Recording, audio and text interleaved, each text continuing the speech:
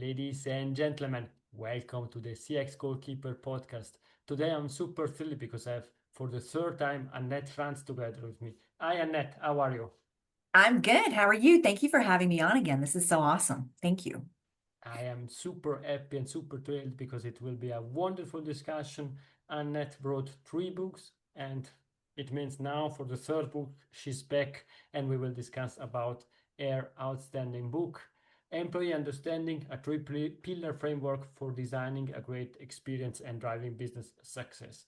It's really cool. And before we deep dive in the discussion, we will discuss about you.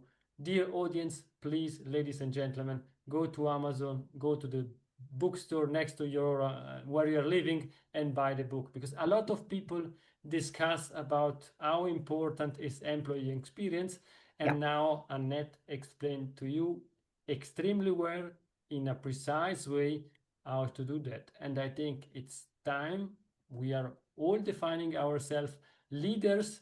It's our duty to focus on our employees. But it's not me explaining that. I think Annette will explain that much better than me.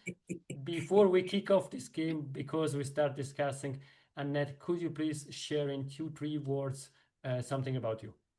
Yes. Yeah, absolutely. Thank you so much again for having me. And you're right. Well, over the course of our time together here, we'll have a great conversation about employees and employee understanding. Just real quickly, I'm founder and CEO of CX Journey Inc. I've been in this customer experience, employee experience space for the last 30 plus years. Started my career at JD Power and Associates back in the early 90s, and I love what I do day in and day out. So thank you again for having me. It's a great pleasure. Let's really start the game and discuss about employee understanding, your outstanding book. And the first question is the usual one. What inspired you to write a book that focuses on employee understanding as the key to business success? I think you touched on it a little bit already, I'll just reiterate, employees are so important to the business. They really are the lifeblood of the business. And I think they haven't gotten the attention that they deserve over the years, right? I mentioned that I started my career at JD Power and Associates back in the early 90s. Back then, I was working on the custom research side of the business, and I would go out to clients and I'd say, hey, I know we're listening to customers, but let's listen to your employees too. And they'd say, we're going to focus on customers right now. We'll listen to employees later. And, here we are, it's later. And they're still not doing it. A lot of them still aren't doing it. So we really need to just shift that focus and put it on the employees, because the bottom line is that the employee experience drives the customer experience. And I think that's a lot of that is still so misunderstood. So those really the two main reasons that I wrote the book is, the employees really are the lifeblood of the organization. Without the employees, we have no business, and without employees, we have no customers. And then that employee experience, customer experience connection, how important that really is to driving business outcomes. I can really understand what you are saying, and also personal experience working now again in the contact center world. We see companies saying we are the most digital company, and they're really offering great solution to the Yeah. customers. It means the customer have the best possible app, top-notch technology, everything there. And then if you look and sit next to a contact center agent, you see they are using five, six, seven, up to 10 different systems, and they're trying to navigating through all these different systems, and it's not consolidated. And in some cases the customer gets the information earlier than the agents, and they are not then able to answer to the questions. Only to take one example from a contact center. And therefore I think it's Yeah. really key nowadays to distinct ourselves, to distinct companies from the other one. You have Absolutely. a very interesting and I think simple to remind framework. I can also remind that culture, insight, and empathy. These are the three pillars. Could you please elaborate a bit on these three? Let's start with culture. Oh, sure. Yeah, culture really is the foundation of the business, right? I define culture as core values plus behaviors.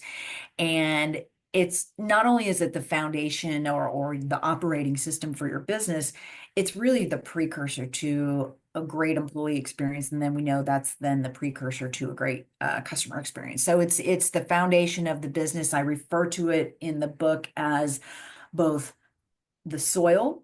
So it's that foundational or nurturing piece that enables this employee, which drives him. And it's also a pillar, and it's a pillar in this book because it's really about how it supports the work that needs to be done to understand employees and make that a strategic priority within the business.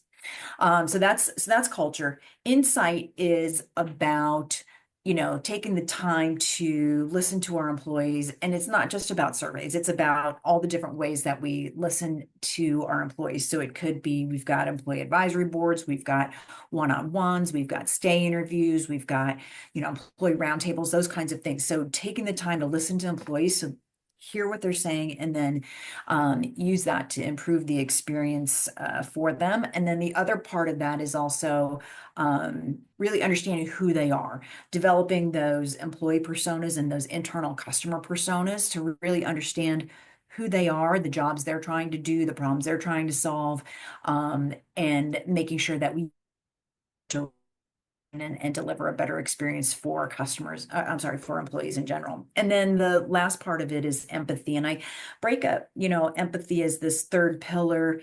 And I take a look at it from two different perspectives. One of them is, this is employee understanding. So if you've read Customer Understanding, you know that I talk about the 3 ways to understand customers is listen, characterize, and empathize. And in that book, empathize is about journey mapping and walking in your customer's shoes. Well, in employee understanding, I look at it in 2 different ways. I look at it as that part of it, doing the journey mapping, walking in the employee's shoes and really understanding them, the experience they're having so that we can design and deliver a better experience, but then also from a leadership perspective. And how do we take better care of our employees so that they take better care of the business, right? And so empathy takes on a sort of a dual role or dual meaning within this framework. I think what you're saying, we can understand that, and let's try to be devil's advocate. And my question would be, I think there is a lot of companies that can focus on culture, or they're able, or they're doing surveys for the customers, Yep. or they have some leadership principles. How should companies bring all these 3 pillars together in order really to create a better employee experience? Yeah, that's a great question, and it really does all start with culture. And in this book, I put culture first because it really is the first thing that we need to focus on, and building that people first, that people-centric culture. And that's all about leadership and leadership commitment and leadership alignment across the board. Creating this culture not only that's people-centric, but realizing that what goes in behind that is also a feedback culture, right? A culture where we like to listen, we like to hear what people are saying about the experience, and then using that to to design and deliver a better experience for them. And really the insights from journey mapping also work in the same way, right? We gather the insights from the journey mapping to help us to design and deliver a better experience, but then also to build that empathy and understand, to be stronger leaders and better leaders and be there for our employees, and where we need to make sure we empower our employees and help them to feel heard and valued, understood, supported, in so many different ways. So they all really tie together. And again, I can't emphasize enough how culture is really that foundation or that operating system behind all of it. I think everything starts with culture, and Yes. the, the, Yes. the and then you are building up. And I really like the way you are structuring your books, not only this one but also the other one, because from my point of view, it could look like as an academic book, because you have clear frameworks. You should do this, you should go next and next. But what I really like, also based on the discussion that we had in the past, you have also real life example, real companies working on that. And therefore, let's move to really examples, tangible example that you can share from the book, or from stories that from customer that you are helping. And let's start with the first pillar, culture, and then we go to insight and empathy. Do you have an example to share where you say, I suggest to have a look at this company because they have really a great culture specific for employee experiences? Yeah, and this is just a classic favorite, I think, for everybody. And I hope at one point we'll also talk about a company that kind of gets all three of these and does them all really well. And I think this particular example is a good example. Zappos. Zappos is obviously a great example of when it comes to culture. And when Tony Hsieh was running the company, that was his focus. It was people first. It was building this culture where we not only are we having fun and we're doing great things, but we want to delight not only our employees but our customers. And so I think that's a great example of somebody who really intentionally focused on a culture.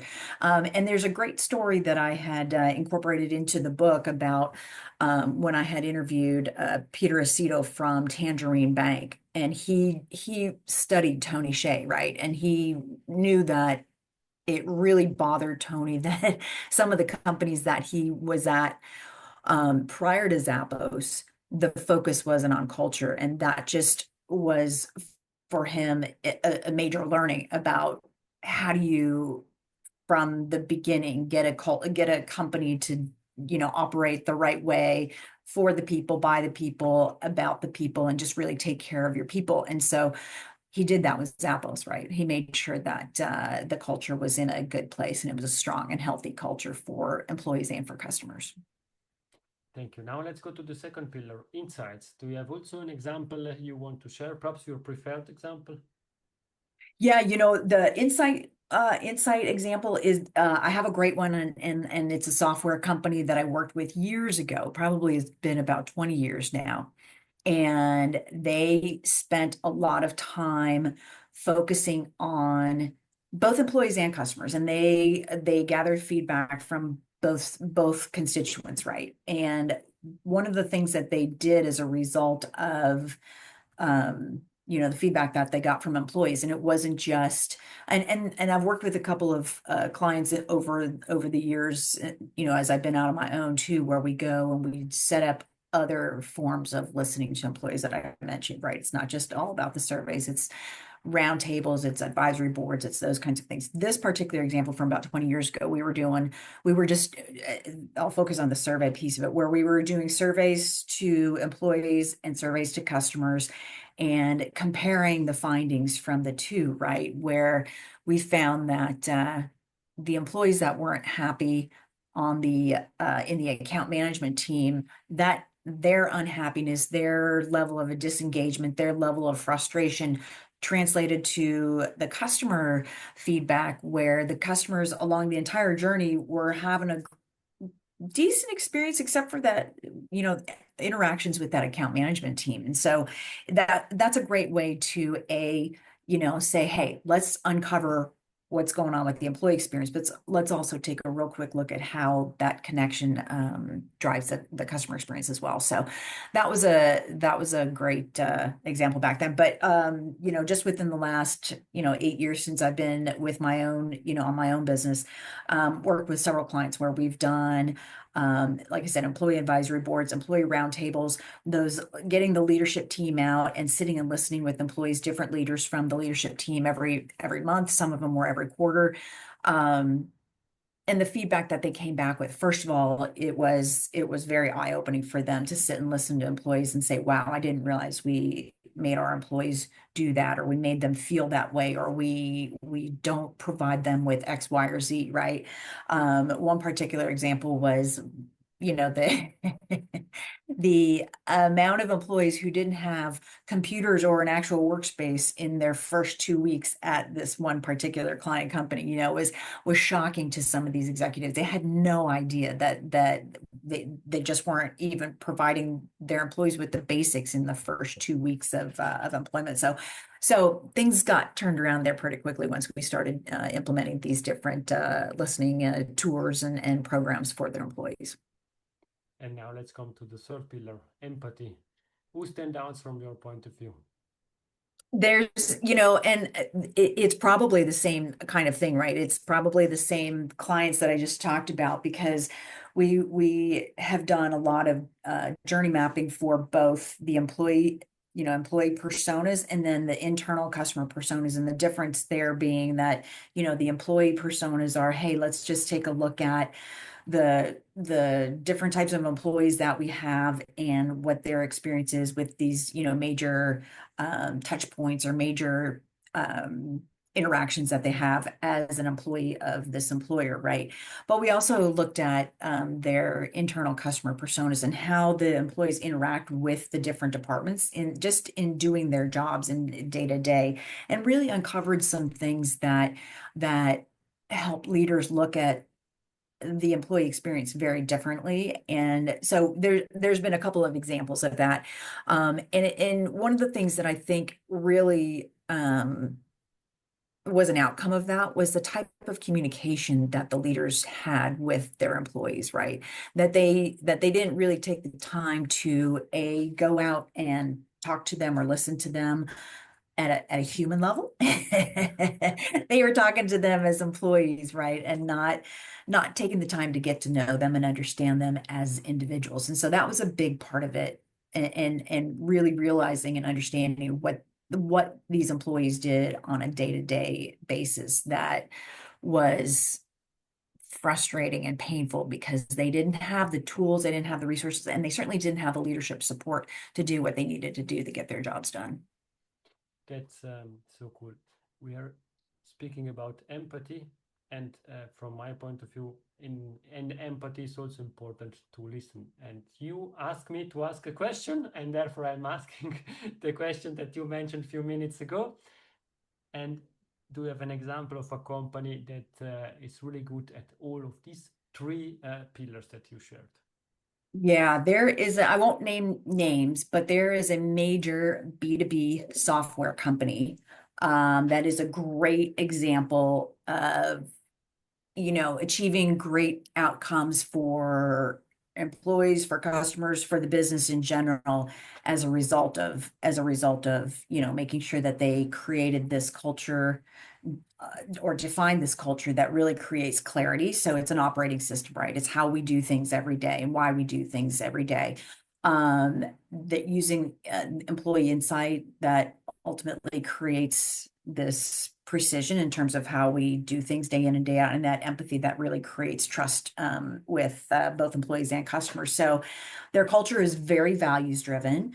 They get tons of employee data from surveys, from behavioral analytics, from all of the different ways that they can get feedback from their employees.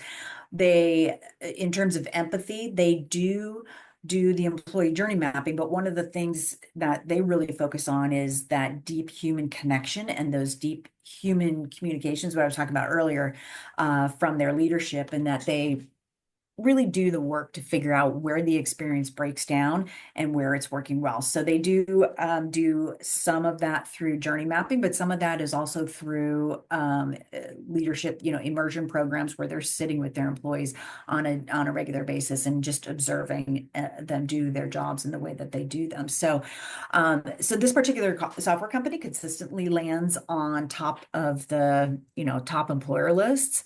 They have really strong performance even when the economy is going through some turbulent times, and they have clearly seen this direct linkage between the employee experience and the customer experience and what that means for their business outcomes. So I could give you the initials, but it's a major like I said, B2B software company that everybody knows and loves. So I think that's even the reason behind it, why everybody loves this company. So I have no issue if you want to share the name now. It's the right point in time. If you don't, we go to the next one.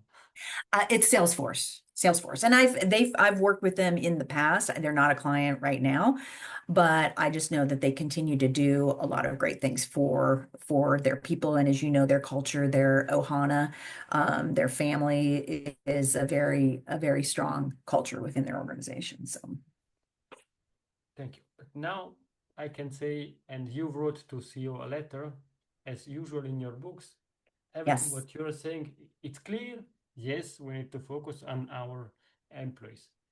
Yeah. From your point of view, from your learnings, why is not top of the list this topic for CEOs, for boards, members, and so on? Say that again. Why is it not top of the list? Top of the list for these people, for C Yeah. levels, boards, and so on. Yeah, I think there is this notion, this misunderstanding, this sense of, hey, we are in business for, to maximize shareholder value, and focusing on that shareholder value as not as an outcome, as a as a as a means, as a reason we're doing business. And really the shareholder value is an outcome. And so I think that they haven't really thought about that. And I don't just think it, I know it because I've had conversations with folks.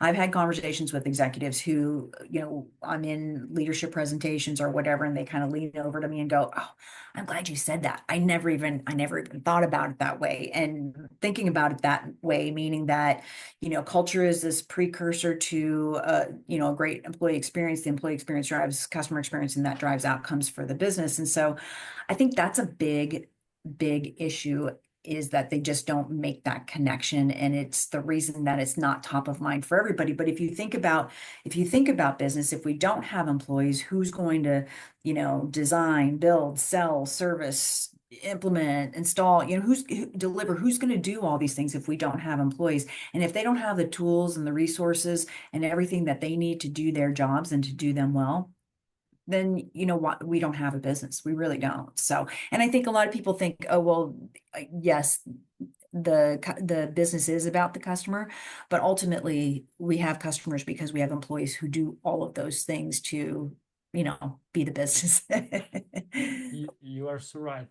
And now I think we need also to touch one topic. Now most of the employees are human beings. In future they can be also agents, AI Yes. based, and so on. What's Yes. the role of technology in employee experience, and what will change? Thinking about your pillars: culture, insights, empathy. I understand the usage of technology for getting insights. Empathy, yes, Yes. perhaps this machine can replicate empathy. Culture will be quite difficult. I'm not sure if machine needs culture, but what's the role of technology in what we discussed? And I think that's a fair question, because I think that a lot of folks are right now thinking digital experience, AI, automation, all of these kinds of things, but we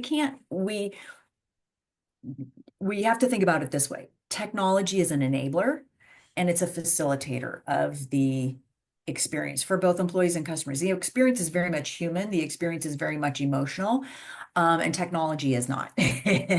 So I think we need to embrace technology, but can't forget that it's not a substitute for meaningful relationships and building relationships. And those businesses that focus on the relationships and building those relationships are really going to be the ones who succeed. I think we need to align the digital initiatives with human needs, and I think we need to co-create that experience involving employees in the selection of the tools, the selection of the technology, understanding what problems employees are trying to solve, those kinds of things. I think what happens far too often is that somebody at the top, somebody somewhere says, "Hey, there's this new thing, there's this new technology, there's this new software, there's AI, whatever. We need to do this. We need to have this. This needs to be part of our platform."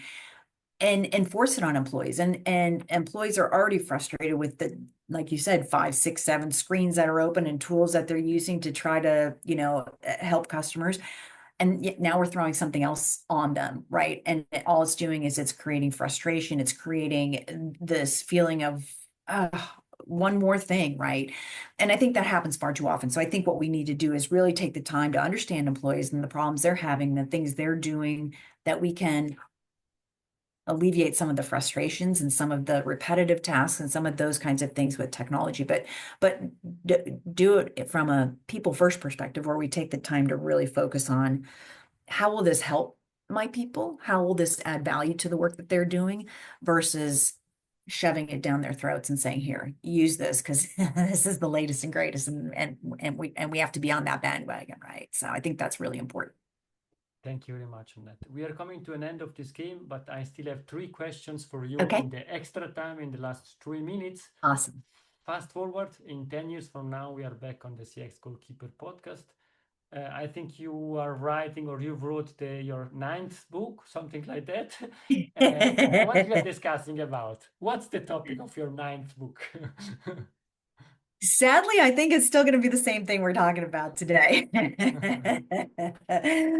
I think about 10 years ago, and I'm like, wow, I was on podcasts 10 years ago. I was writing about these things 10 years ago. We're still talking about them today, but we're talking about them from different angles. I do think it'll be the same things because I think so many people are still challenged with just getting the basics right. And I think that's going to be important. One of the things that I hope that we as CX professionals spend a lot more time on. And I've done this a lot over the last 30 some years. It's always been get leadership commitment, get leadership buy-in, get leadership, blah, blah, blah. We can't do anything without leadership.